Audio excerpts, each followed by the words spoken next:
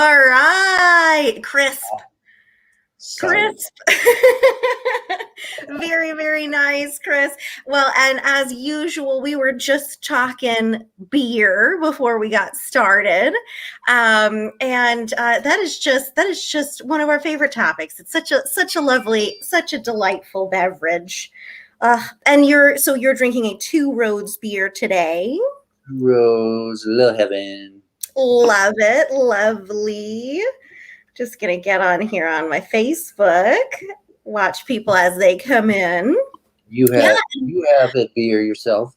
I sure do. I have a Nod Hill Brewery beer, like my new favorite place.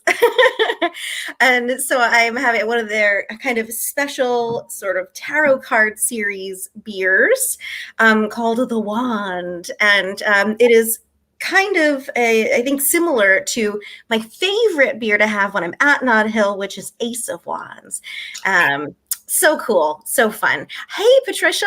Patricia Carrigan just came in, and we have people joining us on Facebook, on YouTube, coming on in. Say hi.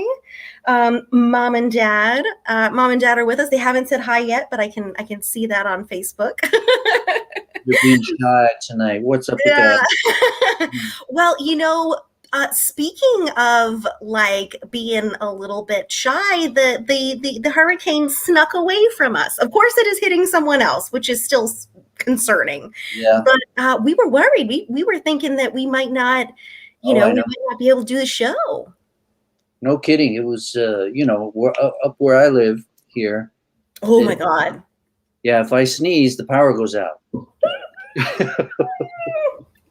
Chris, I was thinking of you like up in the trees of the forests of Ridgefield. I am. We call our house the tree house. We're up on a hill and we're surrounded by trees. They're sort of leaning menacingly over us and swaying. And yeah, so we were a little anxious there leading up to this, and then we woke up this morning and I was like, well, what happened? So are we supposed to be like blown around right now? I totally agree. Mom says it's raining hard, very hard over where they are. And I heard last night apparently it was raining very hard in New York City. I didn't notice that it was raining here down in Norwalk much at all. Just a regular rainy day. We're like kind of very lucky. I was at an outdoor birthday party and it was quite nice. Yeah. It was a little warm, but it was there was no rain, no nothing. Well, we really lucked out. Oh my goodness, look at all these amazing people. We've got Pete Nelson. We've got Ezra Lovecroft, our one of our fabulous guests from last week. How about that? Yes, fabulous. Dee Champagne. Dee Champagne, what a fabulous name. Dee, if you were born with that name, you need to, I don't know, thank your parents or something, because that's a fantastic one. And if you made that name up, then good for you. Or maybe Champagne. Oh my God, it's too good. And of course, yes, Pete Nelson, of course, that's a pseudonym. Oh, well, yeah, clearly. Because of course he's wanted by the authorities, so he can't go by his real name. Yes. Oh my goodness. Oh, I love it, Ezra. We've got our red wine. Got our red wine in the chat. I love it too. I haven't had some red wine on the show in a minute, Chris. I haven't had wine in a long time. I know. On the show. Gone over to the dark side. Oh no, this is pretty much has become a beer only show, a local beer show. What kind of poet are you? If you're wine or absinthe or something. Oh, that's what, you're right. That's what that's what I'm supposed to be drinking. Well, art grow fonder. So yeah. Oh, you know what, Chris? I realize I need to re-upload our logo. It's not letting me. It's some kind of update happened in StreamYard. It's not letting me put it up. It doesn't. Just imagine our logo there. Terrible. What's going on? It won't let you do it? There must have been some kind of update, or either I uploaded it so long ago that it's now like a broken link. That's audience. That's exactly what our logo looks like. That's fine, but anyways, it is 8 o'clock. So logo or not, Right. I have to welcome you to FUMFA 64, Chris. Cool. When I'm 64, here we are. Oh my God. And we have with us Jerry Johnson and Sally Nacker. So exciting. Special guest Jerry Johnson, amazing poet, and FUMFA alum Sally Nacker, another poet. We have a double poet night, Chris. Watch out. I know I'm feeling a little outnumbered here. Well, the poets are taking over, clearly. Clearly they are, and I think the world is better off for it. But obviously. Anyway. Well, we have all kinds of fun announcements, and I feel like I need to point out that this is our last show, our last reading of the summer. So glad that you're here with us. After this week, we'll be taking a 2-week little vacation, and we'll be back in September after Labor Day to kick off our fall series. We have several weeks of amazing people lined up, FUMFA alums and friends and special guests, and special theme nights coming up. So make sure you fill out that survey. New returning readers, anyone, fill that out and make sure to let us know. I also have a little bit of fun announcement of my own, actually a very fun announcement. Hold on. Thanks, Chris. I will be the spotlight artist or the featured poet on Midnight's Philip J. Curtis's Put It in the Chat, coming up on Wednesday night at 9:15. I will be posting details. Midnight will be posting details. I'll be posting stuff later tonight after the show, and message me or Midnight or Chance, but right. Midnight might say something about that for information about that. I'm very, very excited. I will be reading probably almost all new poetry, so I hope you will join us there. You might be asked to read, though, so that's what I was going to say. I think people should definitely check it out. Put it in the chat, but just be warned that if you show up and put it in the chat, our friend Midnight may say, "Hey, you out there, Mom and Dad, you got to switch one out." Exactly. So just be ready. It's going to be amazing, and I'm so honored, so honored to be the spotlight artist.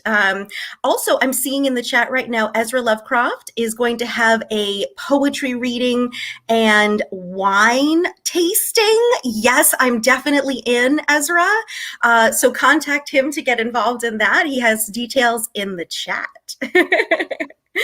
Chris, can you tell us a little bit more about the readers that we do have coming up in the fall that I mentioned a little bit? Right, as Katie mentioned, we're taking a couple weeks off, so we'll be back on the 12th of September with a couple of FUMFA All-Stars. Shelley Evans, currently faculty member, and what's cool about that is we're actually gonna watch a clip from a longish clip from a film that she wrote, because she's a screenwriter, and we'll talk about that with her. And then we also have Elena Dillon, who will be here to talk about her third book in about, I don't know, like a year. She's like her third book this year. Amazing woman. And then down the line, we have other FUMFA folks like Amy Riley, we got Jess Tumio, and a whole bunch of other people, but we also have Charles Rafferty, Devin Bohm, Kyle Potvin, Chris Abate, Paul LaTorres might be back, we hope, and just tons of people. Yes, yes. We are super duper excited. And yeah, it's going to be an amazing fall. So enjoy your vacation as well. And we'll see you back after the show then. But we need to get started with our show for tonight, Chris. Do. Yes, I'm going to go ahead and read Jerry's bio. Let's bring him up. Jerry Johnson. There he is. Hello, hello. Hey, Jerry. Hello. Welcome, Jerry. Can you hear me at this tone? Yes, Yes. you sound perfect. Thank you, thank you. All right, All excellent. right. Yes, Jerry, I will go ahead and read your bio. Jerry T. Johnson is a poet and spoken word artist whose poetry has appeared in a variety of literary publications worldwide. In addition to being the winner of the 2020 Evening Street Press's Sinclair Poetry Prize, Jerry's poetry has also appeared in Burning Word Literary Journal, Great Weather for Media 2017 and 2020 anthologies, The Long Islander, Straylight Literary Magazine, Barnstorm Literary Journal, Blue Moon Literary, and Art Review, and many more. In addition to his published work, Jerry features and performs guest host duties at many spoken word and poetry venues in the New York City and Southern Connecticut areas. Excited to hear from you, Jerry, and we'll leave you to it. All righty.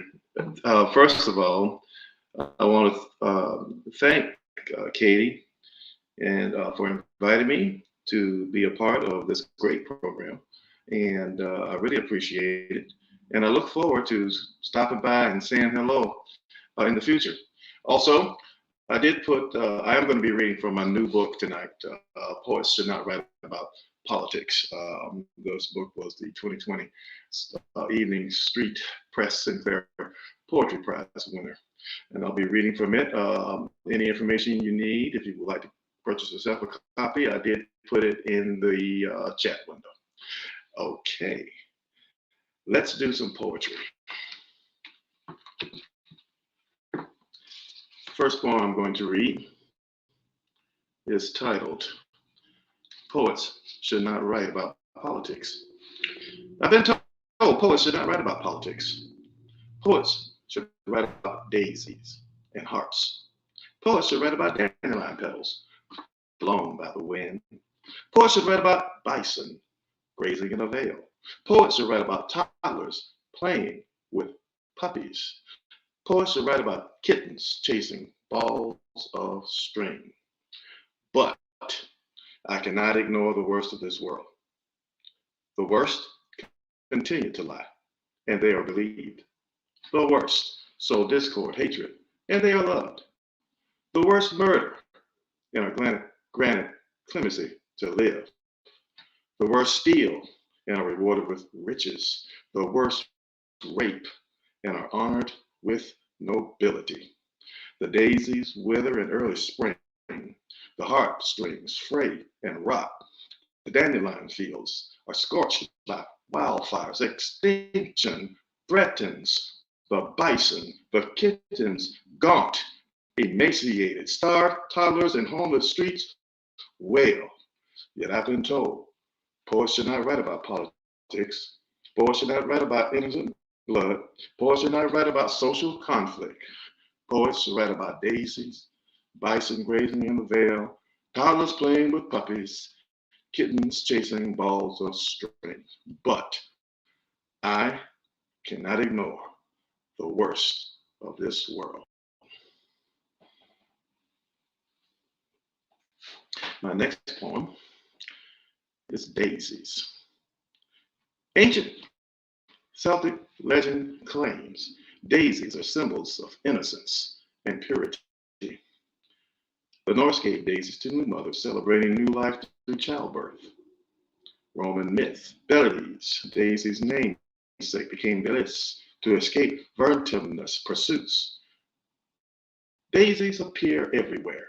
Urban slang, Hollywood westerns, Shakespeare plays, in verse by a few poets.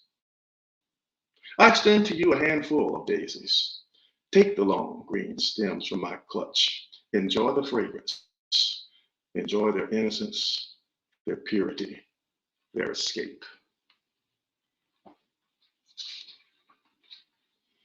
All right, let's move right along to my next poem.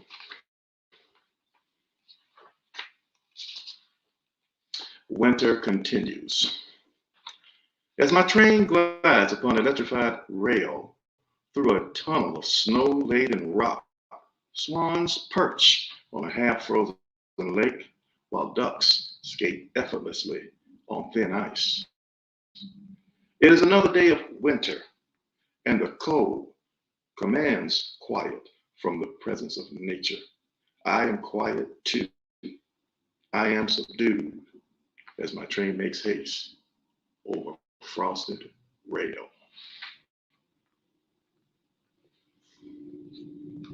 All right, next poem. We're going from winter and now we're going to go to summer. The next poem is titled Beachfront Scenes of Summer. Waves roll, surf, ebbs and flows. Pelicans fly in V formation, then one by one they dive. Though they are not pretty creatures, their grace still puts man's metallic supersonic jets to shame. My mind and body left the office long ago. Cell phone purposely lost. Email logged off. Debits, credits, revenues, top line, bottom line, bits and bytes forgotten in full internet disconnect. My sandals embrace hot sand, then I abandon them for warm foam mixed with crystals, exfoliating my heels, my toes, my soles. I wade slowly into crest after crest as the afternoon sun heads for the west. A special treat unfolds before my eyes. A large fishing trawler slowly crawls by. Its loud rumble of motors drowns the soft crash of tide as her weight sprays watery contrails beneath nets hanging aft. She sways while she is tossed as a pod of dolphins follow, leaping out and leaping in splashing pursuit of an easy meal. Yes, beachfront scenes of summer make me gaze, make me ponder as scattered broken shells crack beneath my feet.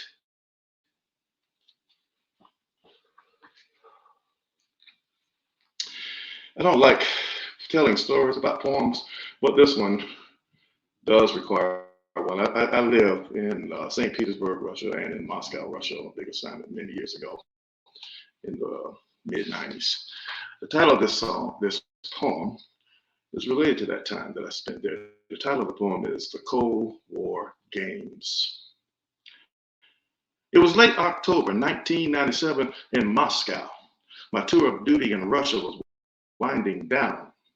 My boss and I just finished dinner at a restaurant positioned just 4 miles from the Kremlin. After dinner, we sipped vodka and talked about fast-moving sports cars. The car he owned was very sporty. It was a slick silver American model. He left it at home in the USA because it was much too costly to bring it into Russia. It would take too much money to retrofit it to meet the requirements for vehicle operation. Plus, he was afraid to have it stolen. Stolen, like many other fine Western cars, owned by many other Westerners, spending time building factories, refurbishing warehouses, furnishing distribution centers, buying delivery trucks, installing computers, configuring software, counting Russian rubles, counting Czech crowns, counting Polish zlotys, counting Hungarian forints. Wherever the former Soviet Union abode, there we were, with all our technical toys, playing round after round of business roulette, deluded into thinking that the Cold War games were over.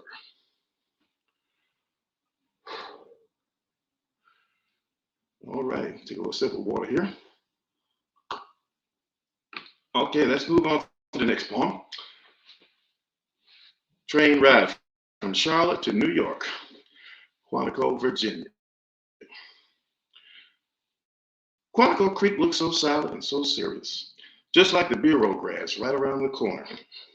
It seems to stand still in the sunlight, wearing sunglasses and a conservative gray wool suit. I hit the repeat button on my music playlist. Eric Belden and War, singing, oh yeah, oh yeah. I'm traveling on a train, New York bound from Charlotte, and I sit in the dining car observing my surroundings. Sorry about making you work on a Sunday, Frank, said the lady with the gold rimmed glasses. She was seated right next to the service counter, and she was on her phone, yapping away. I think the disaster recovery test was a disaster, Frank. We need to pull everybody into a meeting tomorrow and do a post-mortem on this. She stopped to inhale, and then she continued. I don't care if it is Thanksgiving week. All hands on deck, Frank. Poor Frank, I think to myself. I moved my eyes to the service counter of the dining car. The dining car manager is taking the credit card of a patron.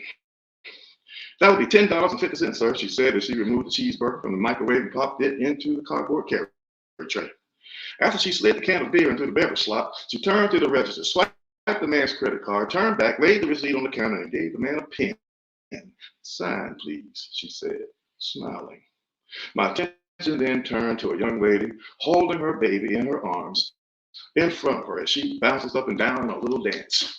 She sings to the little baby, when you're happy and you know it, clap your hands. When you're happy and you know it, clap your hands. The little baby moved his hand a little, moved his little head around, let out a little giggle, and then the little baby smiled, and the young lady sings to the baby, oh yeah. And the dining car manager sings, oh yeah. And the lady on the phone stopped yapping to sing, oh yeah. And Eric Belden and the band started singing, oh yeah, oh yeah, oh yeah, oh yeah. All right. I'm going to do another piece, and this one also takes place on the train. The title of it is Train. My train rolls slowly in the 30th Street station. The afternoon transitions towards a shade of dusk. Philly's skyline glistens in the wash of the departing sun. I stare at glass buildings whose panes shimmer. I'm wearing those headphones which cover your ear, black, sleek, and cheap, the $10.99 kind. Listening to Miles Pharaoh's dance, I'm dazed by shimmering, and the trumpet joins the bass and the alto sax on stage. The electricity of the piano flows like a river, melancholy and melodious. My train stops and the drums push the band towards crescendo. I pause my song to bid my friends earlier made farewell. They depart. I press play. The crescendo starts to climb. All aboard we leave, and we find night has taken the helm. The crescendo climbs. The stars overcome the darkness. I overcome the darkness, my grief, the darkness, my soul. And my train moves on and on. And my train moves on and on.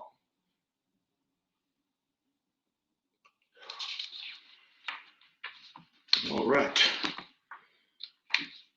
Let's move on and on. Now, I do have in the book a poem that is 7 parts, and that's will take me to the end of my reading. Usually I read parts 1 and 2, but I'm going to, I've never, well, there's no open mic long enough for me to read all 7 parts, but I'm going to read all 7 parts of my first day flying. Part 1, Prelude to the Day. The year was 1973. In an attempt to leave my neighborhood before I got into big trouble, I signed up to join the United States Air Force. My high school counselors were pissed. After all the years of working on me and making sure I had a college waiting for me after graduation, I run off and make a commitment to Uncle Sam. Of course, my counselors were quite patriotic, yet they saw no need for me to volunteer because the draft was nearly over. So what kind of job are they offering you? Asked Ms. Shamsley. Air traffic controller, I answered. Suddenly the room hushed, jaws dropped, ears twitched, eyes widened. Everyone knew what a controller was. Ms. Shamsley, no longer angry, inquired, what was your exam score? I replied, Ms. Shamsley, my electronic score was high enough to land me the job. Miss Sampson smiled. For a moment, I thought I saw a teardrop glimmer beneath her eyelid. She stood up, walked across the room, pulled me into her arms, and said, "Child, I worked so hard on you over the years. I don't agree with the path you're taking, but I am so proud of you. Air traffic controller, boy, you got my attention. Sweet child, you have my blessing." All the other counselors nodded in agreement. After all, Miss Shamsley was the one who really was in charge. Part 2, the day came. June 20th, 1974, a Thursday, came. It was 5 in the morning.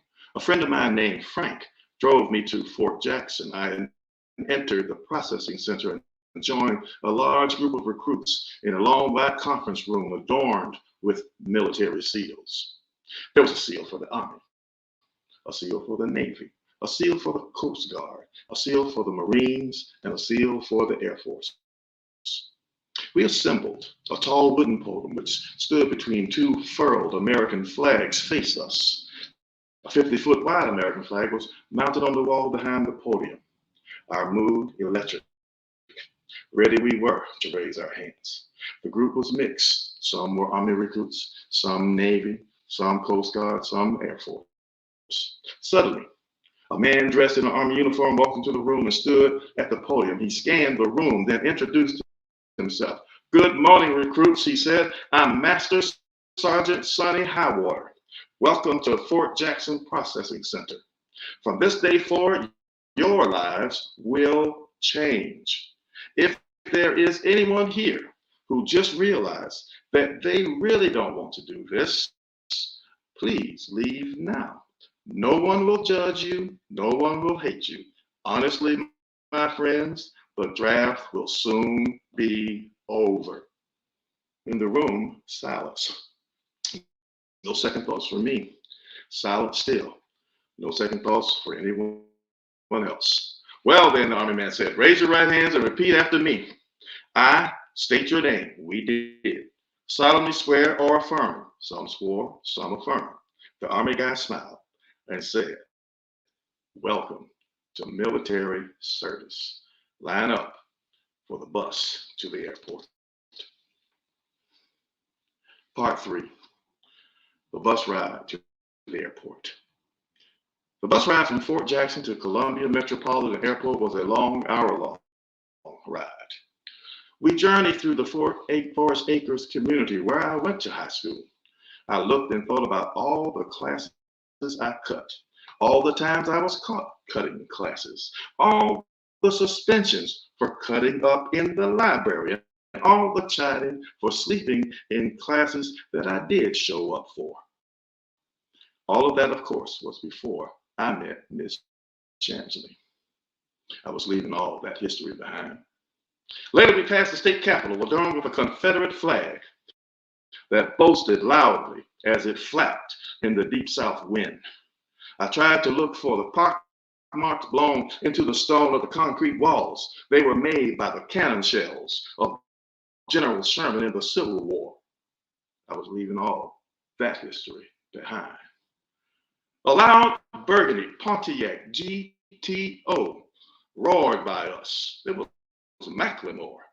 He was one of the biggest reefer dealers in town, and there he was, window down, long blonde ponytail dancing in the wind, music blasting, speeding down Gervais Street in a loud sounding muscle car whose engines loudly sang, "Hey, hey, hey, Mr. DEA, bust me."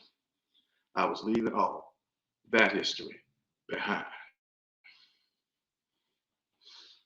All right, that was the end of part 3. Check the time real quick.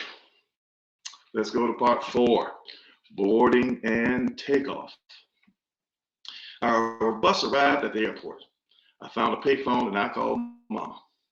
I said, "Love you and see you soon." Mama said, "Love you too. Please stay out of trouble." "Yes, Mama," I replied. We boarded. I figured out the seatbelt thing. I inserted the small piece into the large buckle. I couldn't help but ask myself whether some sort of pervert wrote the instructions for the flight attendants.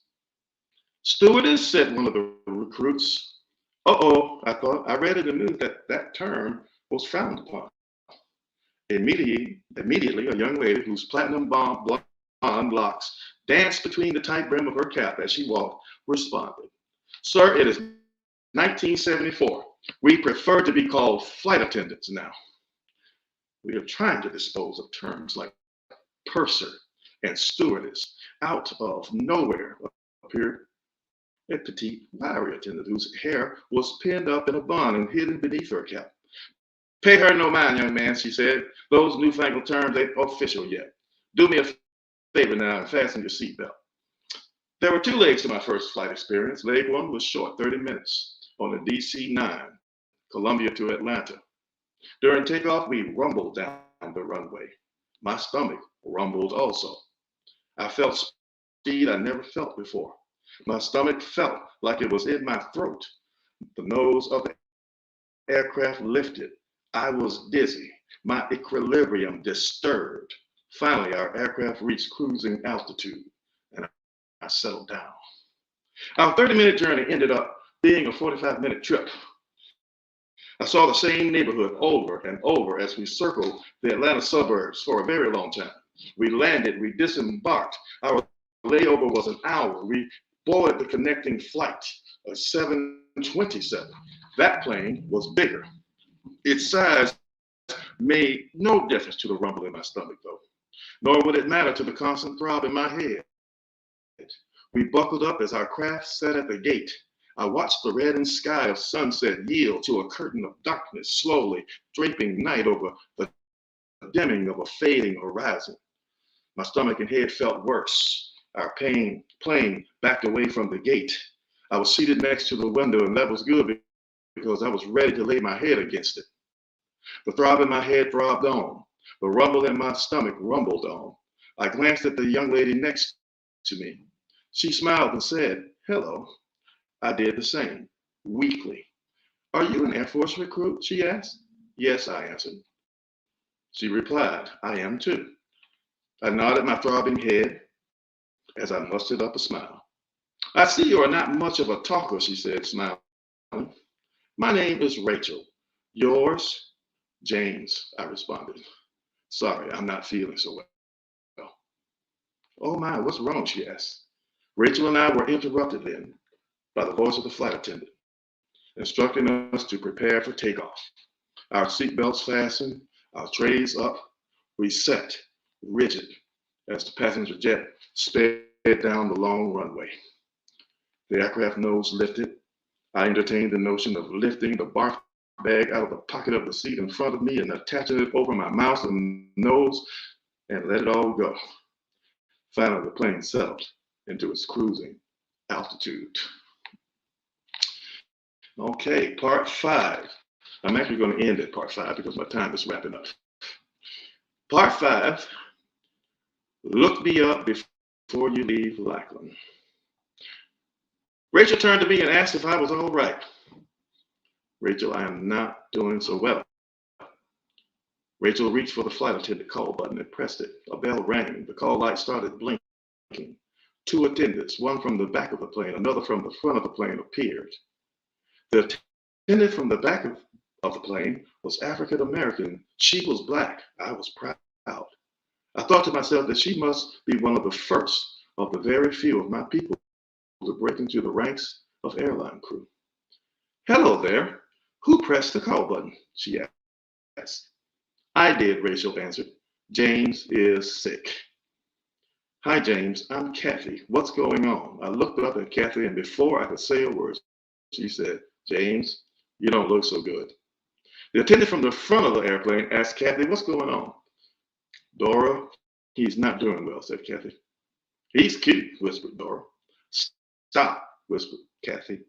"The other passengers will hear you." Dora looked around. "Yeah, we heard you," said the guy sitting behind me. Dora smiled. Kathy grimaced. "Sir, is this your first time flying?" Dora asked. I nodded my head. "He'll be okay," Dora said to Kathy. "Let me grab a couple of pillows for him from up front." Kathy nodded. "Good. Hang on, James. I'll bring you some aspirin too." Why is he getting so much attention? I heard from the guys in the back. Dora returned with the pillows. She gave them to Rachel, who in turn gently moved my head up, then slid the pillows underneath. Kathy returned with the aspirin in a small glass and another little glass of water. Pass these to him, please, she said, handing both glasses to Rachel, who in turn gave the aspirin to me first. I popped the aspirin pills. Rachel beckoned me with the water. Just open up, she said. I did so.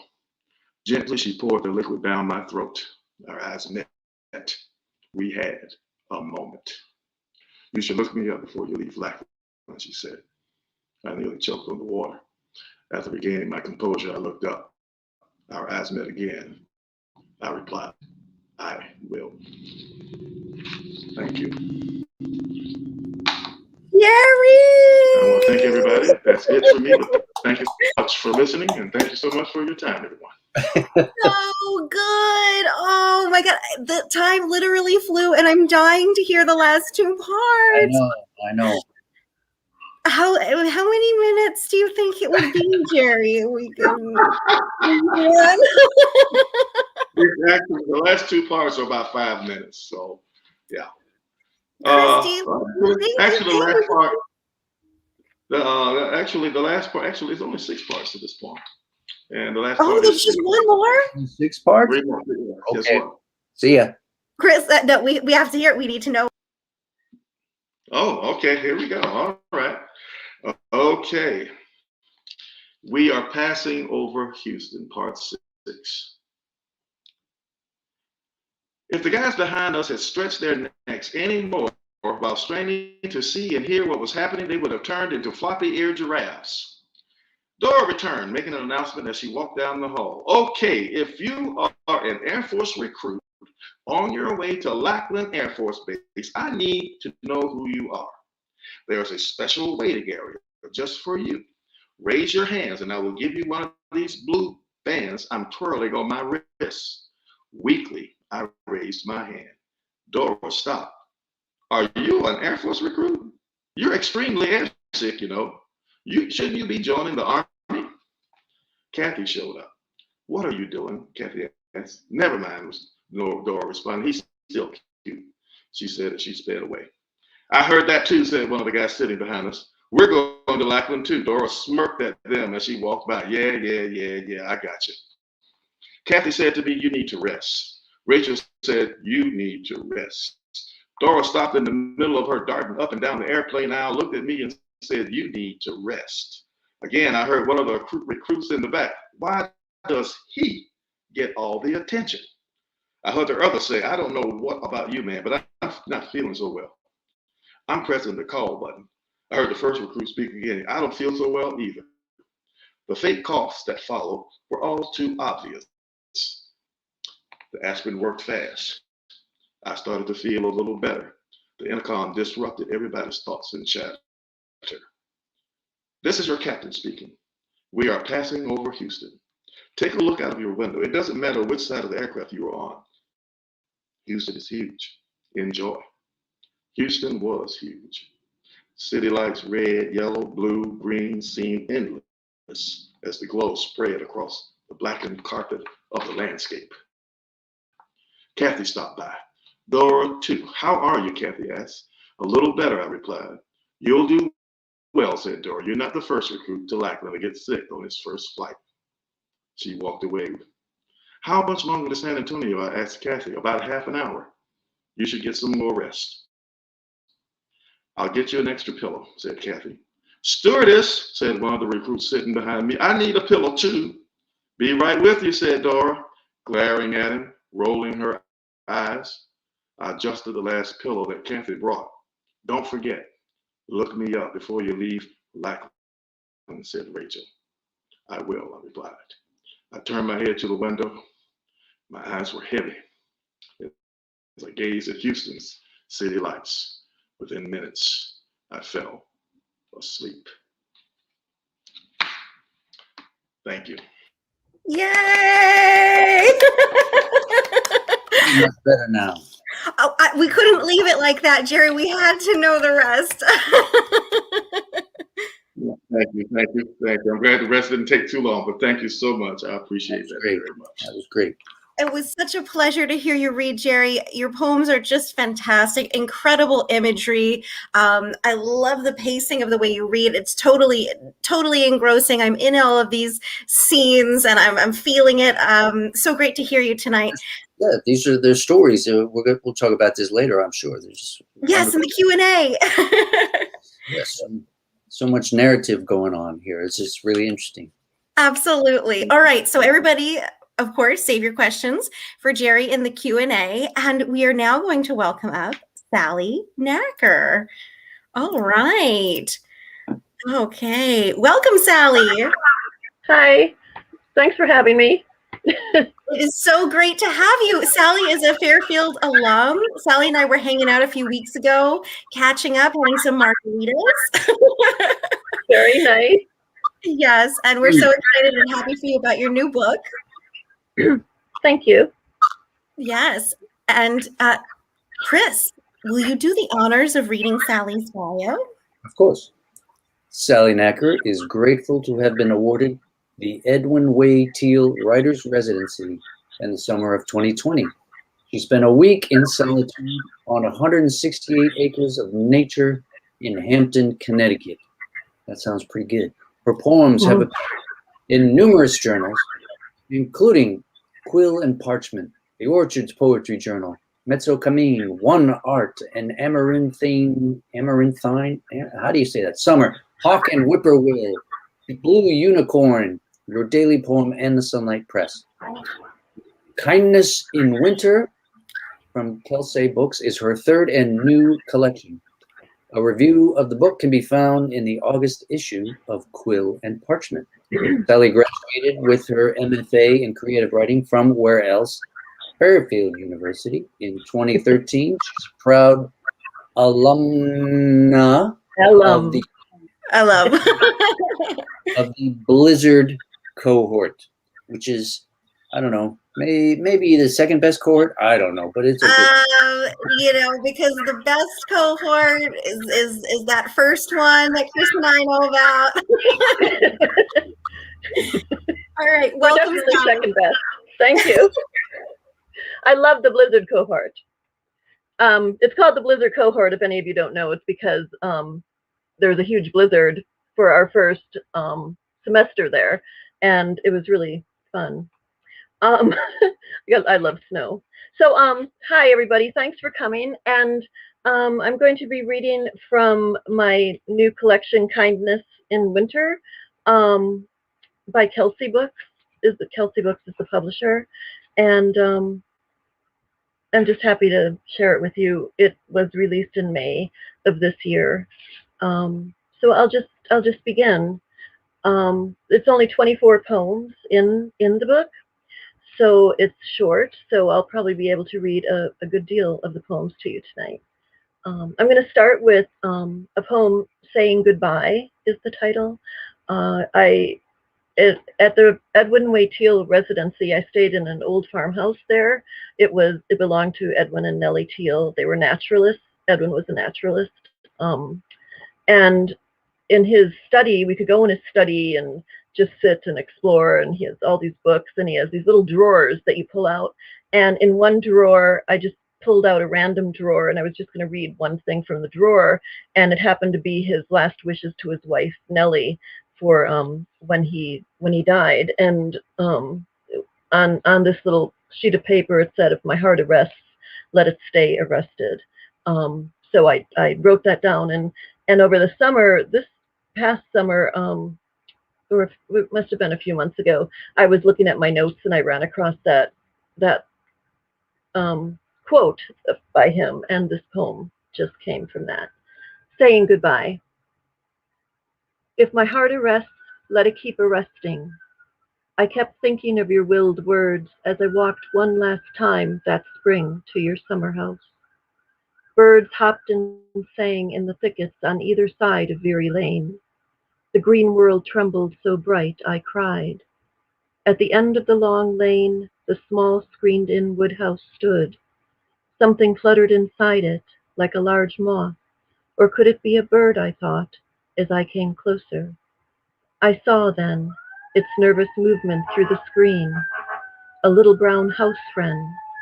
I propped the door open between the green world and the world inside, stepped in and drew close to the frightened thing, tried to guide it toward and through the opening. I could tell the wren's small heart was beating wildly, could see its little eyes so gentle. Then off it flew into the trembling. Sorry, there's sirens behind me. I don't know what's going on out there. I don't live in the city. Um, the next poem is Early Spring, and this is really a poem for Baron Wormser and his wife Janet. I'm just going to wait a second till the sirens die down a little bit. I think it's the Hopefully weather. it will be all right. Can At you hear least them? we're having the show tonight. I can actually, I think I'm hearing them like a few seconds later because I'm on like the other, like in Norwalk near you, Sally. Okay, so it's not disruptive. It's like so disruptive to me. Okay. Oh no, it's fine. It's just so funny because I know that you're like in town, not too far away. So I'm like hearing the same Oh, you sound. are. Oh, okay, gotcha. Okay, yeah, that's right. Neighbors. Yeah, you know, Okay. these kind of little difficulties and issues probably related to the weather, but Okay. no worries. Everything is amazing. Excited to hear the next poem. Okay. All right. This is called Early Spring, and it's really for Baron Wormser and Janet, inspired by them. The man and his wife live simply, turning the wood in their wood stove. It burns like thought and poetry in the making, throws love on the cool spring morning. Behind their little house, a garden grows spinach and greens, the kind uplifting faces of new primrose.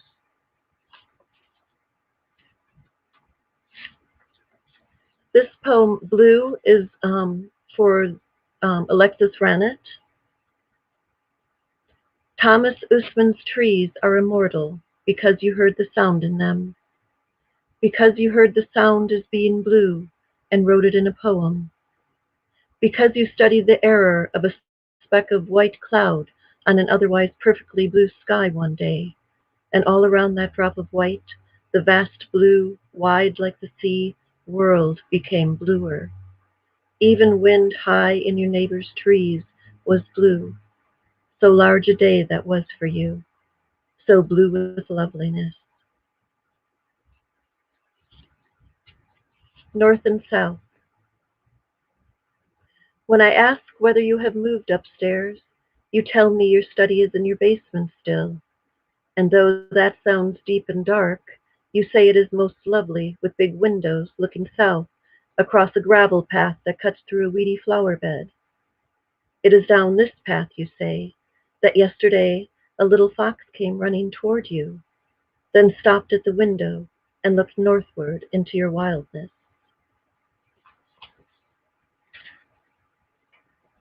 This is the title poem of the collection, Kindness in Winter. It was inspired by a story a coworker told me of her daughter, Scarlett, who would feed the deer outside their home. Kindness in Winter for Scarlett, age 9. Young Scarlett stands in deepening snow, where she knows the doe knows she has stood before, at the edge of the wood. The doe turns her ears toward the soft, recognizable sound in the snow on the ground. She listens from far in the wood and from a place of long ago. Good Scarlet feeds the gentle doe red apples in the twinkling snow. Old age. Despite all likely lonelinesses, illnesses, and losses, my wish is still to one day be very old, to sit beside the windowsill like now and know the birds that come and go, to quietly observe the snow dissolve into a field of flowers.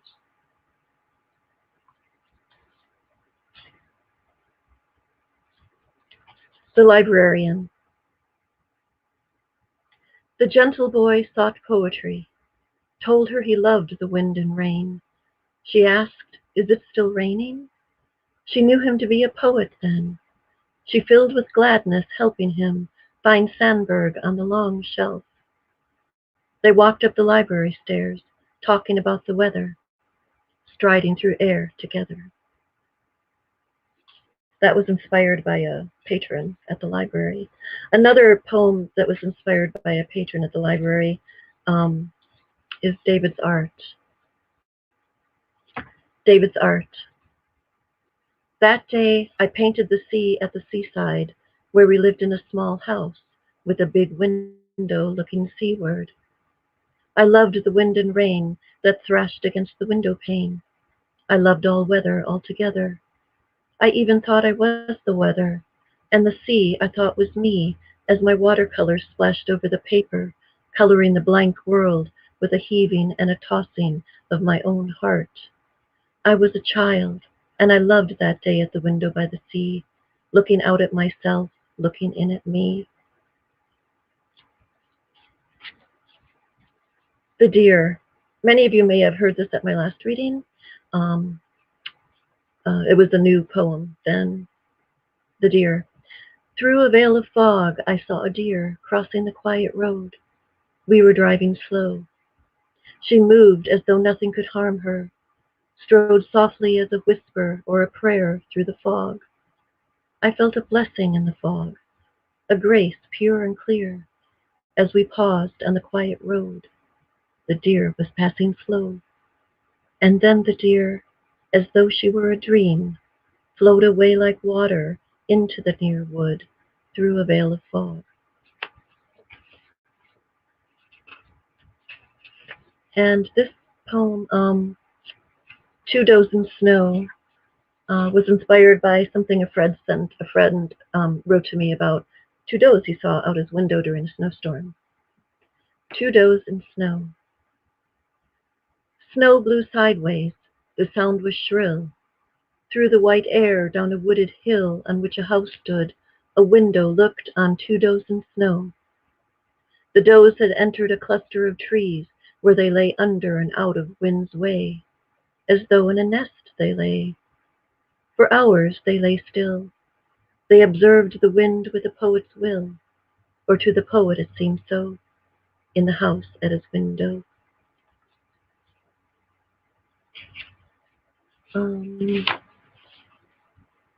This is a little poem that I wrote. During the pandemic, I did a lot of walking in nature, and during the May migration, we did a lot of looking for birds, and it was just so lovely and colorful. And I sort of fell in love with the little black and white warbler. This is a poem called "The Song for the Black and White Warbler." A little poem, ink black on white, sing seesawing couplets high and light. A little joy, a little fright, a little day, a little night. Petite lively heart contained in art, it flits quick.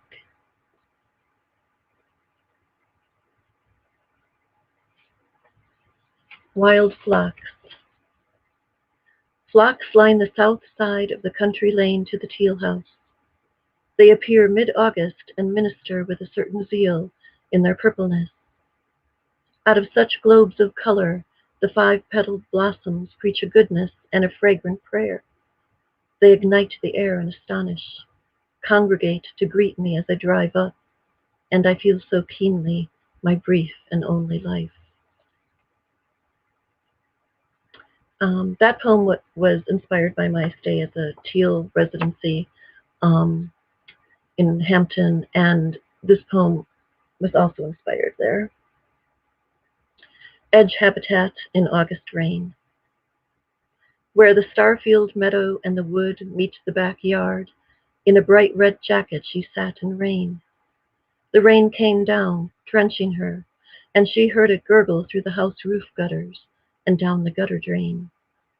Bird after bright bird sang and flew back and forth from the crab apple tree to the feeder near her chair. That whir and air like that of feathers she had not heard before. They flew as though she were not there. She sat quietly in her straw hat, getting wetter and wetter, and the rain would not let up deluging her in sopping happiness.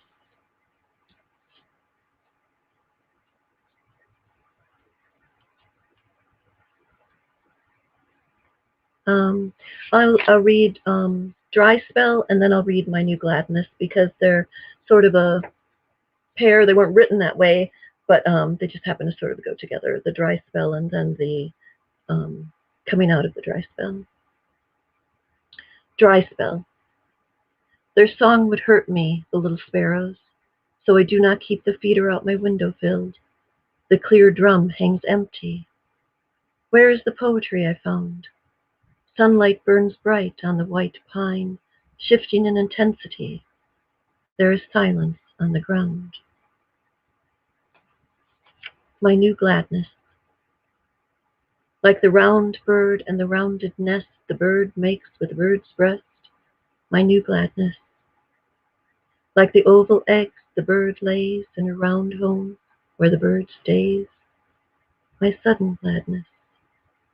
The lightness of the roundness, the bird song against the soundless.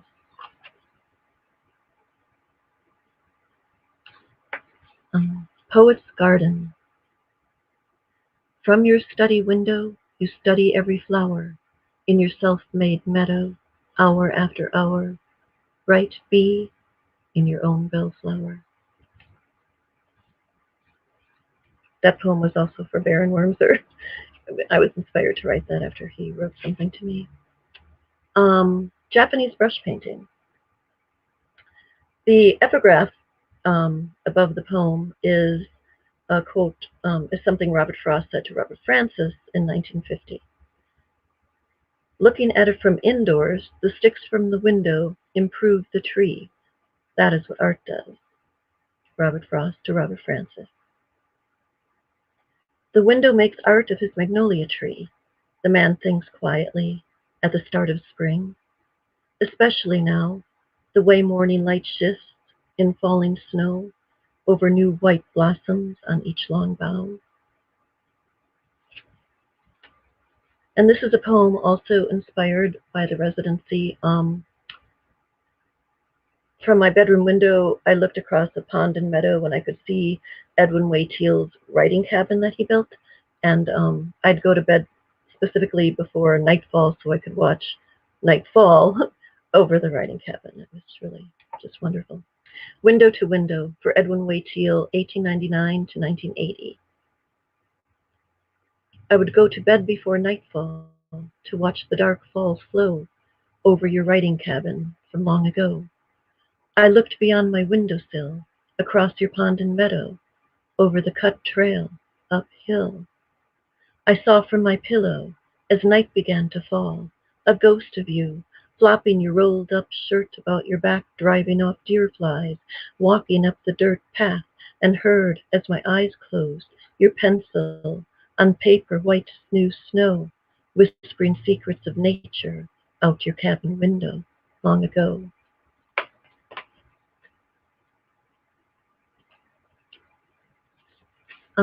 I will read a poem called Wonder.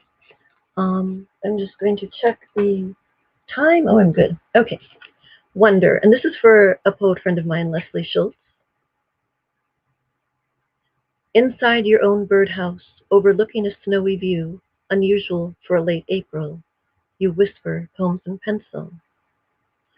Bird footprints in new snow are like repeated stencils. You note with your swift pencil, a tale of a baffling passage in search of seed and worm. You write of bird concern.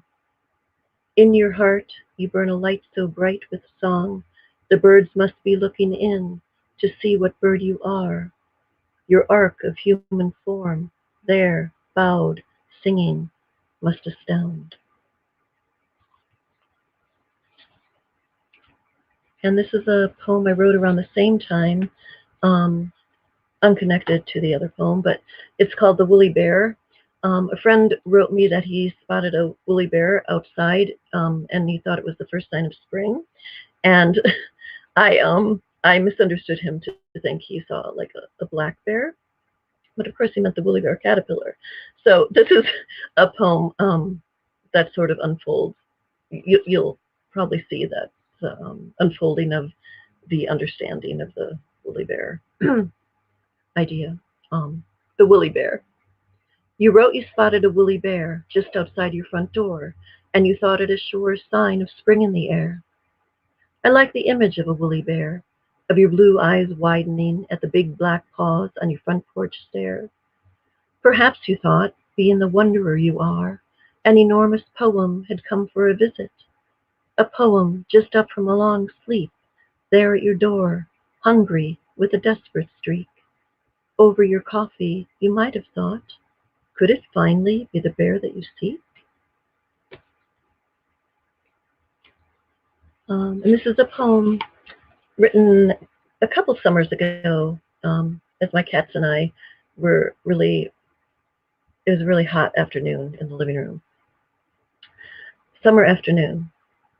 My cat looks out the window there, from his perch into the air, beyond the screen that keeps him in. From my reading chair I stare into the stifling, singing air, face to face with my screened-in cat. My other cat lies on the floor.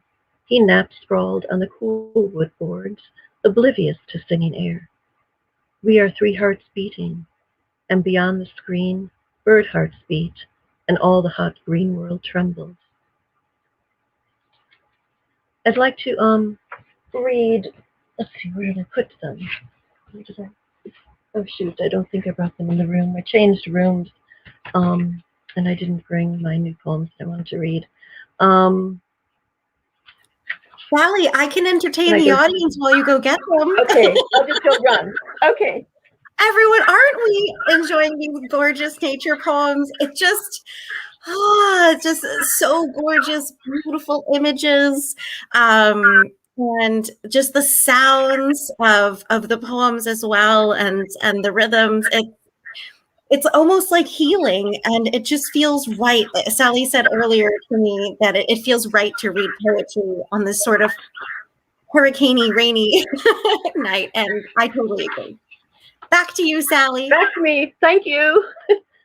Okay, this is a poem that I wrote less than a month ago, and it was published in One Art, I think a few days ago, maybe a week ago. And it was inspired when we were driving, and I literally saw these three geese, and I said to my husband, it looks like they're praying. And it just stuck with me. And geese. Three geese sit very still at the edge of the pond on a little green hill. She has never seen geese so still, still as the smooth stones on the bank in the light breeze, stone still in the noon air. Three geese in the grass near the water, she thinks, in prayer.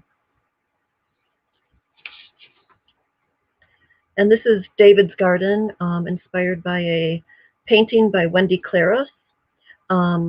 Chris Madden asked me to participate in a Bragg ekphrasis exhibit, and I said I would do it, and then so this is the poem that came out of that. David's Garden, watercolor on paper. Here, purple coneflowers and stark red lilies lift their seed and pollen to the air, like open hands, palms to the sky. A way of thanking, David thinks, of giving back for their brief life above the earth, up from the dark world.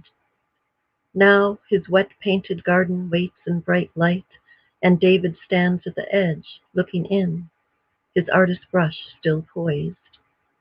Somewhere in time, he imagines, a singing goldfish thirsts for seeds of a coneflower, a hummingbird for a red lily. So those are my two newest poems, being a slow writer than I am. I'm a slow writer, meaning that poems don't always come. When they do, they tend to come in a few clusters and quickly, but there's sometimes long spaces of time between them. I'll just read one more from the collection. What time is it? Oh, yeah. Okay, I guess we're it's 9 o'clock. So let me just read The Visit. It's the last poem in the collection, and then we'll do the Q&A. Okay, The Visit. Rounding the corner of a back road slow, I saw a gentle doe very close to my window, tucked in a swarm of orange lilies.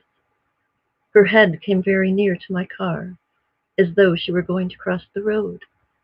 Then, in a slow motion instant, her soft eyes brushed my own gaze from a place far and ancient, and I knew the deer, as she curved her neck and body fish-like and returned to the swarm of the tiger lilies, so open and warm.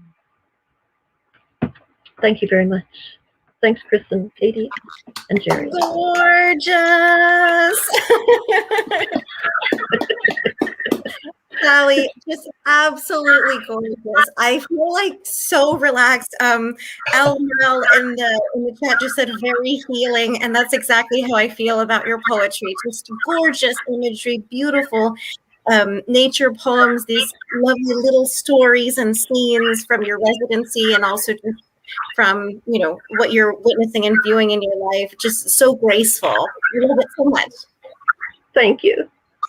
I agree. Very, very relaxing. It's kind of windy out here, and there's rain and everything, and it's like and sirens. I'm imagining that all these deer sort of picking their way across the lawn. Yeah. I feel amazing. Yeah. Sally, No, so it's lovely to see the deer. Yes. Yeah, the deer are so great. Yeah. All right, Sally, it is time for our Q&A. We need to bring Jerry back up here. Great. Welcome back, Jerry. Let's just have another round of applause for Jerry Johnson and Sally Nacker. So good. Go Jerry. Yes. What fabulous readings from both of you. So good to hear both of your work. And, Chris and I, we always sort of discover a commonality between our readers. We usually try to plan them out and make a good match or an interesting match. But I think tonight it's just this vividness and clarity in these stories, in these scenes, and sort of like such a refreshing and captivating vividness in both of them. So wonderful. Also, there's a lot of sort of first person. Now Jerry's, there was some long. I mean that 6-part poem, particularly these long kind of narratives, and Sally's were much briefer. At the same time, there were like these little stories in there, right? These like little jam-packed stories in just a few lines. So I was noticing that as well. Yes. What a wonderful night. What a fabulous way to end our summer season. Absolutely. Okay, so while the audience is putting their questions in the chat, I will get us started with a question that I usually ask, which is, how has it been for you as a poet, as as a writer, as someone who is writing, sharing writing, trying to sell books, trying to do public readings during the pandemic, since quarantine began? Have there been any silver linings for you? How has it been? We'll do Jerry and then Sally.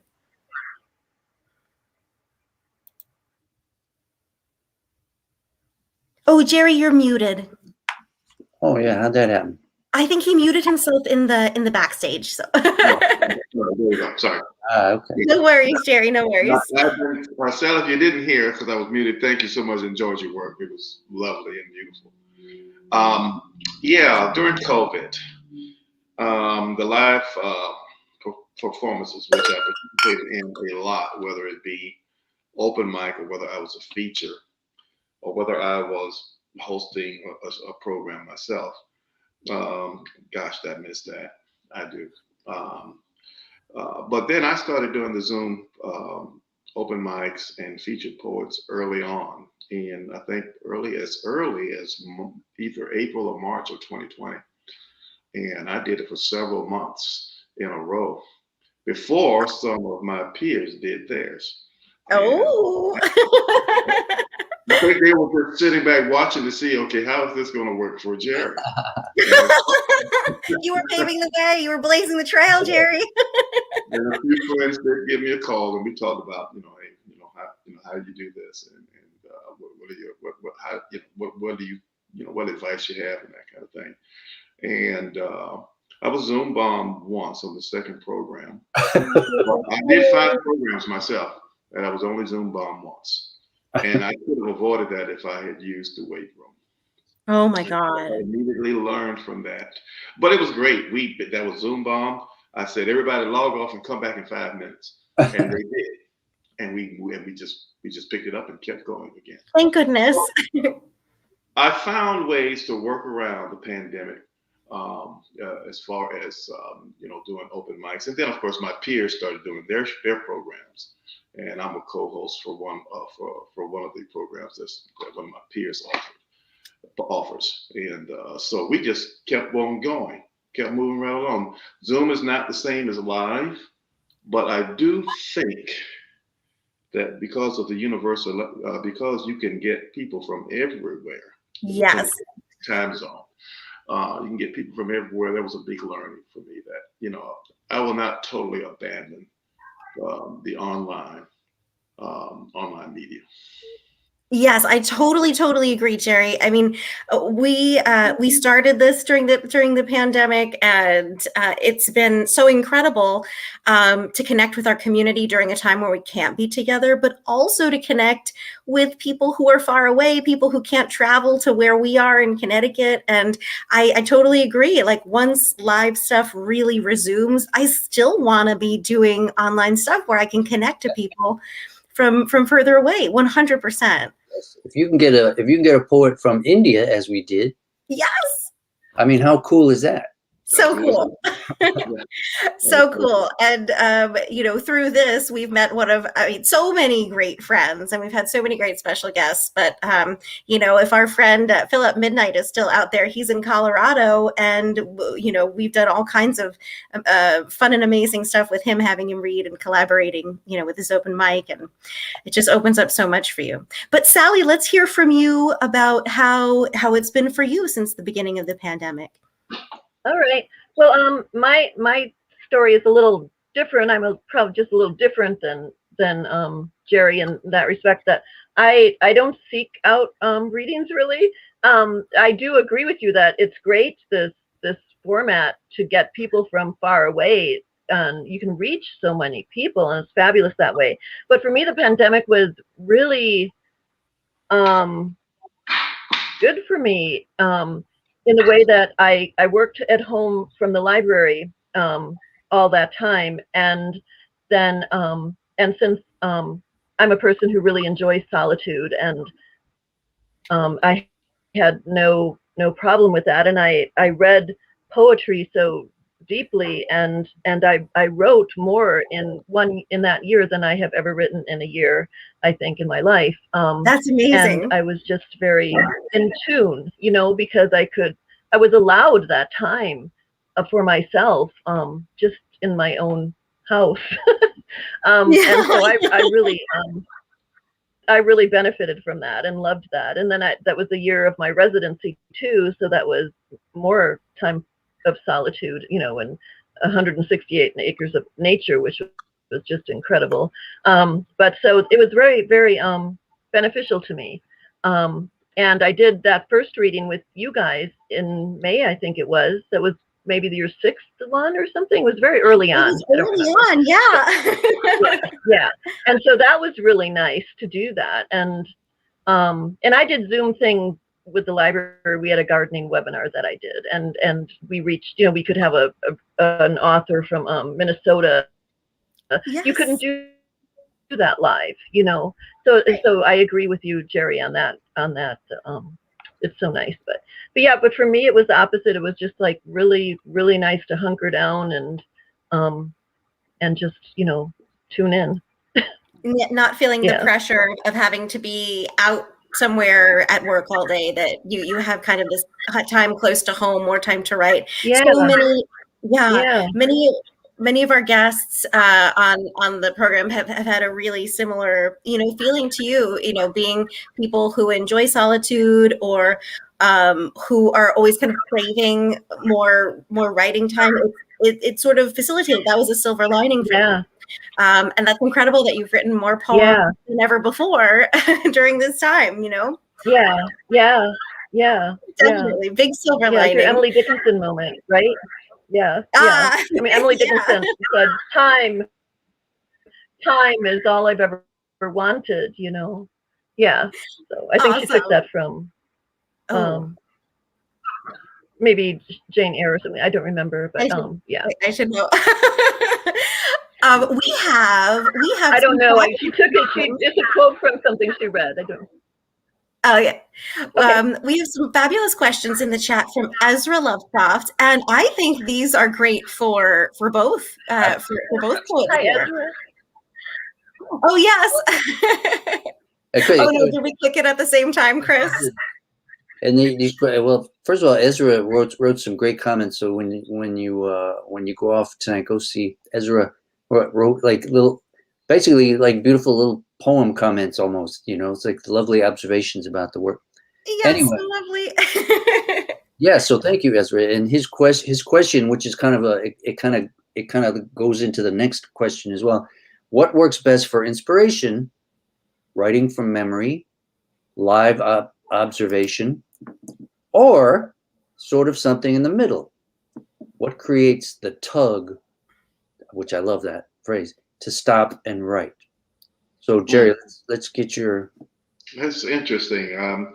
Typically when I I've learned to look at the table of contents that I'm working with, of stuff that I write, to answer questions. Ezra's question, it's both for me, the tug to stop and write. When I wrote Winter Continues, I was actually on a train.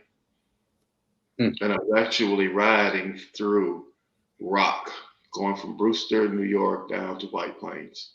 And the snow was everywhere. And right then and there, it's like, oh yeah, I got to put this on paper. Yes. That was a moment in time. The same thing happened for the poem that I read tonight, titled Train. I actually wasn't planning on writing that night.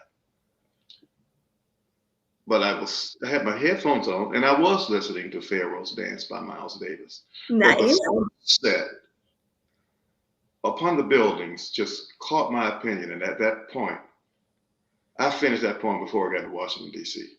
Awesome. Now, others, memory, he did mention memory. Let's see, the Cold War Games. That poem, that first was, before I went into my book, it was published by another magazine, and that was a trigger of a memory. That magazine was doing, and Here Comes Everyone, HCE from Silhouette Press. They were doing on a theme, toys and games. And immediately my mind went to my experience overseas. Yeah. And the games that we played.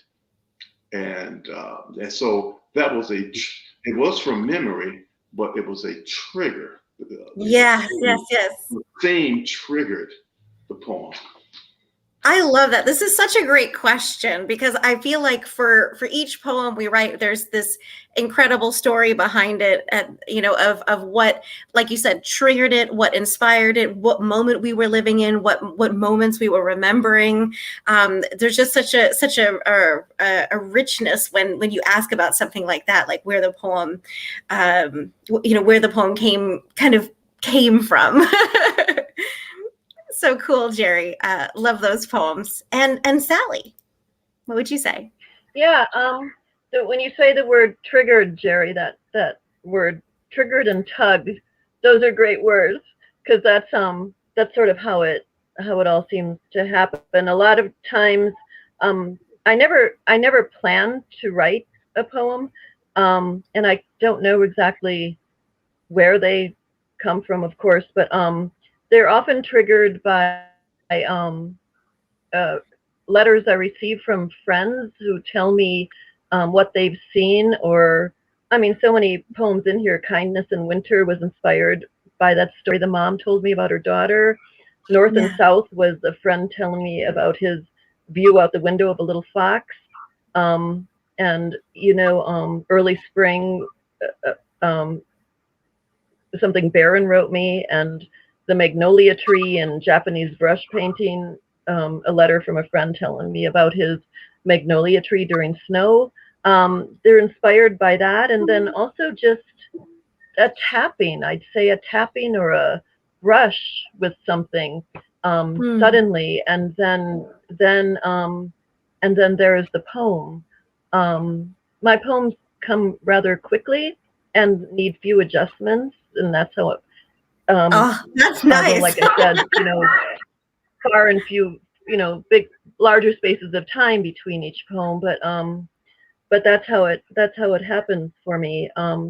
Saying goodbye, the poem that was interrupted by the siren. I hope you could all hear it.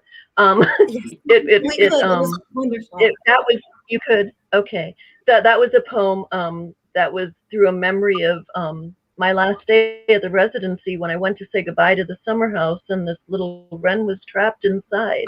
And then what triggered it, writing it, was my coming across that quote I wrote down from Edwin Waiteel. I wrote it in my memo on my phone, and I was just, and then the whole poem just came out, and it's in a rhyme scheme, but I just followed the poem till its end, and it was precisely what I saw that day. So that was a memory Awesome.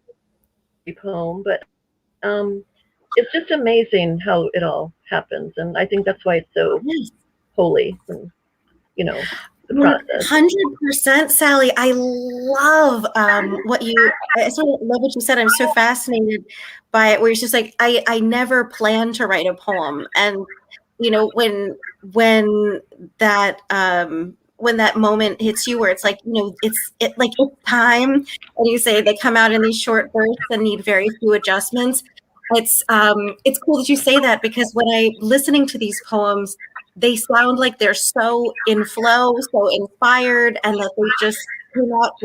And it sounds like what you described, and that's kind of an amazing thing. That's tremendous.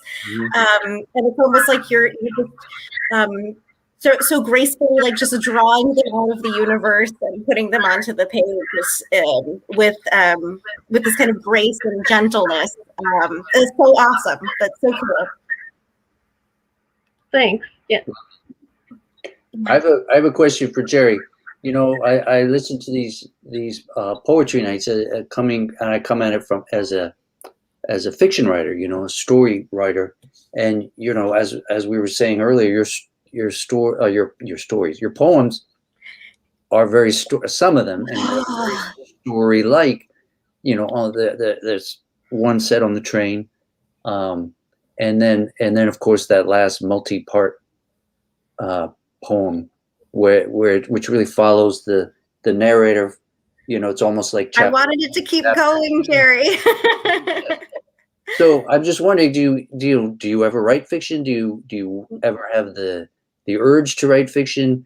And do you have to sit down and say, is this a story or is this a poem? And then you say, okay, this is a poem, and I'm going to tell it this way. I've tried my hand at short stories, and I have some. They were never published by anyone, but I've tried my hand at short stories. I took a risk by not only doing this piece. There are several pieces that that I've done where I basically tell the story. I love it.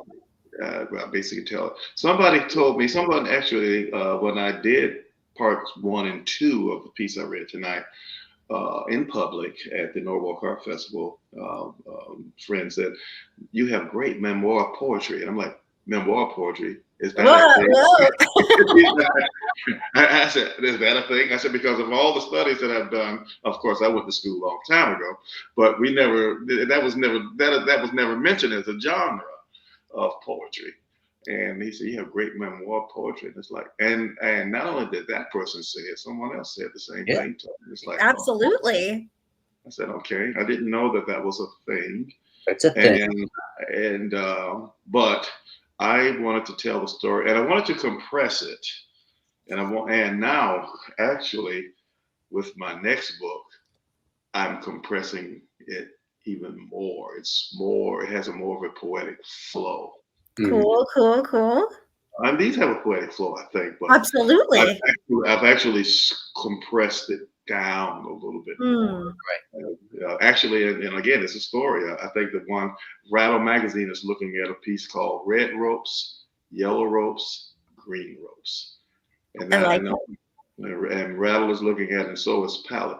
Palette, I think Palette Poetry magazine is looking at it. I like the story. It's a story and a poem, but I compressed it so well. It's still very long.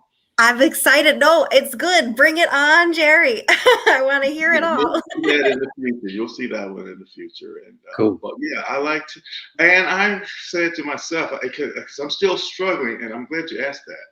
I'm still struggling. Do I put this narrative into fiction, or do I keep going the way that I'm going? So I don't know yet. I don't know.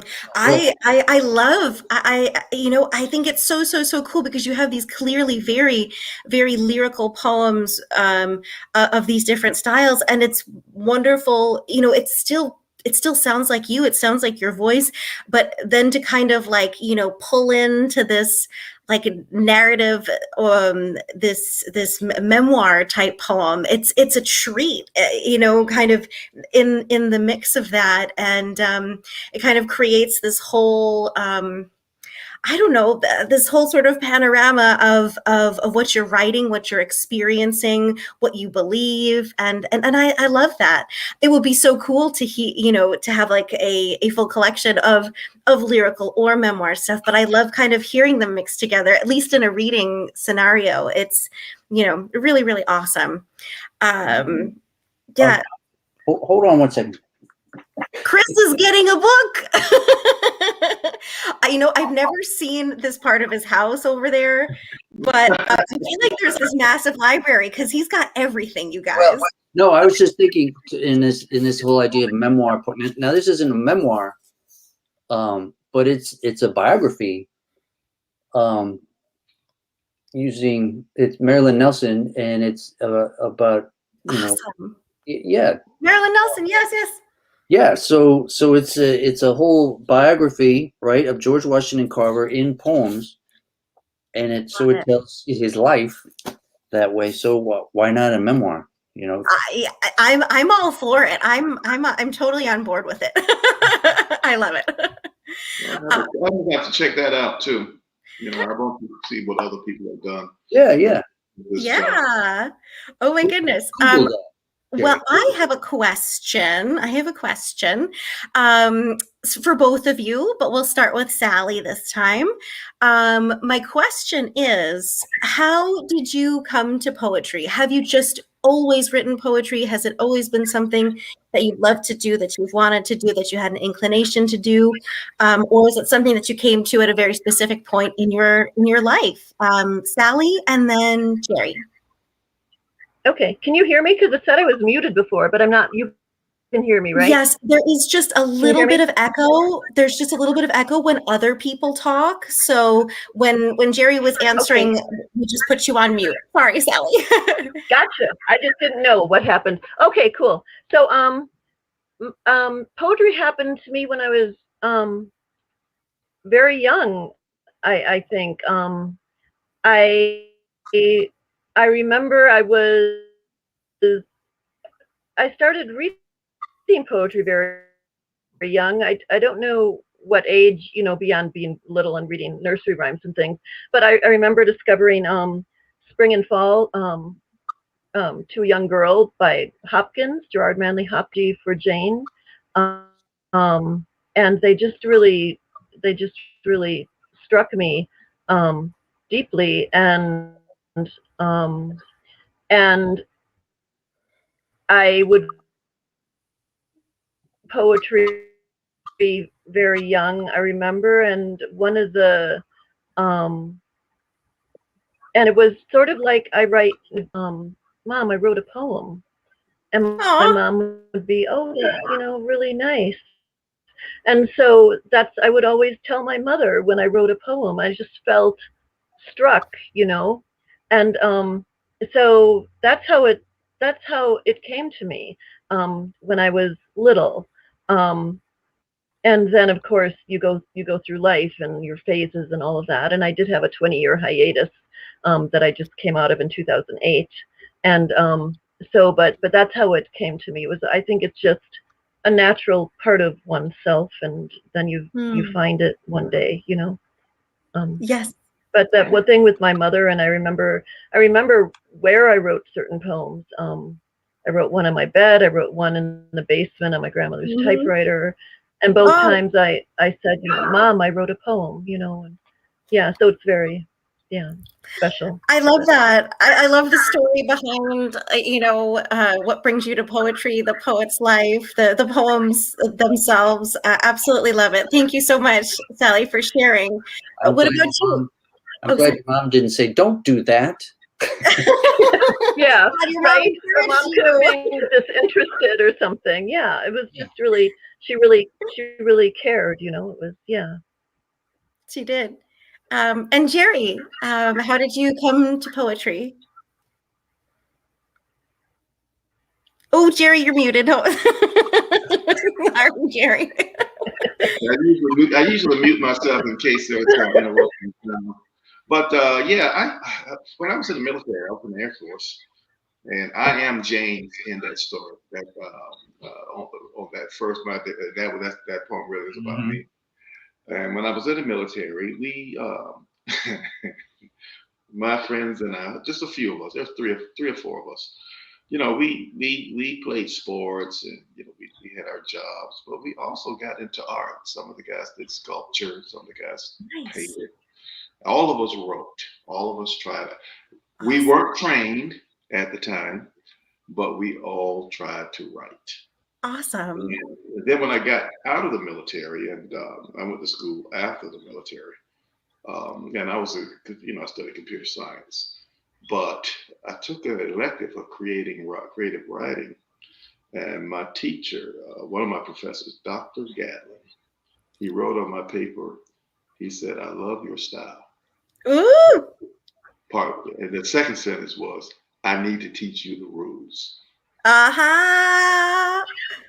And then later on, when the course was over, he wrote on another paper. He says, "Okay, now forget the rules and get back to your style."